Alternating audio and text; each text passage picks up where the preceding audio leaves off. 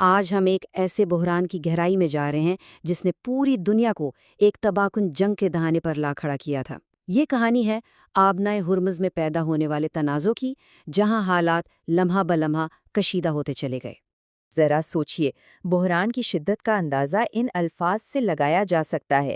یہ وہ لمحہ تھا جب دنیا نے واقعی اپنی سانسیں روک لی تھیں کہ کیا واقعی ایک پوری تہذیب کا خاتمہ ہونے والا ہے۔ تو چلیے دیکھتے ہیں کہ یہ معاملہ اتنا سنگین، اس خطرناک الٹیمیٹم تک آخر پہنچا کیسے؟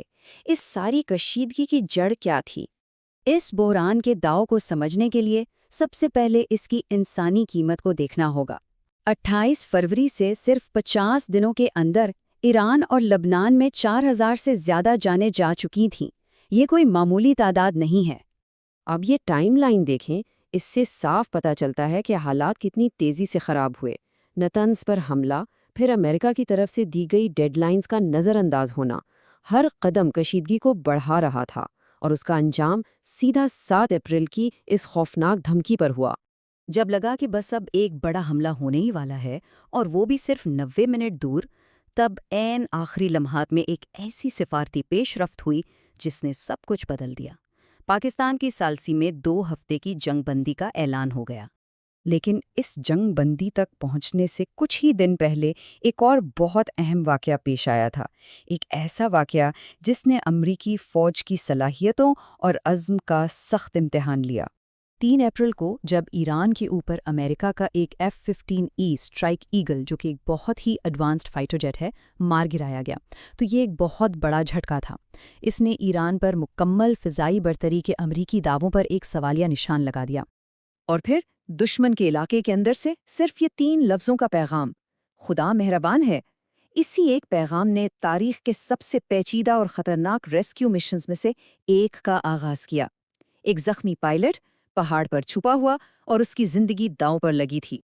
یہ کوئی عام ریسکیو نہیں تھا، یہ ایک انتہائی پیچیدہ ملٹی سٹیج آپریشن تھا جو دشمن کے علاقے میں بہت اندر تک کیا گیا۔ پہلے تو CIA نے ایرانیوں کو گمراہ کرنے کے لیے جھوٹی خبریں پھیلائیں، پھر پائلٹ کی ٹھیک لوکیشن معلوم کی، اور آخرکار سینکڑوں کمانڈوز نے شدید فائرنگ کے بیچ اسے وہاں سے نکالا۔ اور پھر یہ الفاظ: ہم نے اسے نکال لیا۔ یہ اس مشن کے کامیاب انجام کا اعلان تھا۔ لیکن ہاں، اس کامیابی کی ایک قیمت بھی چکانی پڑی، کیونکہ اس آپریشن میں کئی امریکی طیاروں کو بھی نقصان پہنچا۔ ریسکیو مشن تو ایک ٹیکٹیکل کامیابی تھی، لیکن جو بڑی اسٹریٹجک تصویر تھی وہ اب بھی بہت نازک تھی۔ سب کی نظریں نئی قائم ہونے والی جنگ بندی اور اسلام آباد میں ہونے والے امن مذاکرات پر تھیں۔ امن مذاکرات شروع ہوتے ہی ایک بڑے مسئلے کا شکار ہو گئے۔ ایک طرف اسرائیل نے لبنان پر شدید بمباری شروع کر دی، یہ کہتے ہوئے کہ لبنان جنگ بندی کا حصہ نہیں تھا۔ دوسری طرف پاکستان کا کہنا تھا کہ معاہدہ سب کے لیے تھا۔ اس بیچ ایران نے امریکہ سے صاف صاف کہا کہ یا تو حقیقی جنگ بندی ہو یا پھر اتحادیوں کے ذریعے جنگ جاری رکھنے کا آپشن چن لیں۔